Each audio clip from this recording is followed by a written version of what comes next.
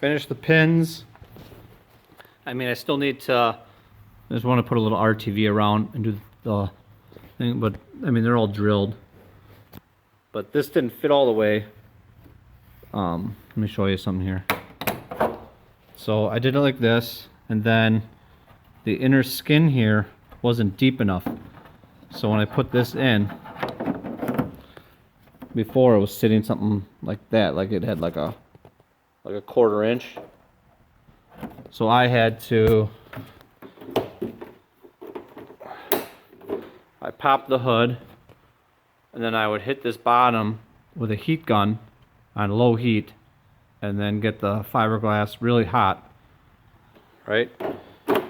And then I locked these in, and then I pulled up on this and put a shim under each end. That way, and then let it cool down with it flush all the way. And now it's flush, like with no pressure, which before, like I said, it was like way up. So that's what I had to do in order. Otherwise, I would have had to have, see where it's all like discolored here, because me putting heat on it, this all would have had to get ground out in order for it to fit. And I didn't want to do that, so I just heated it.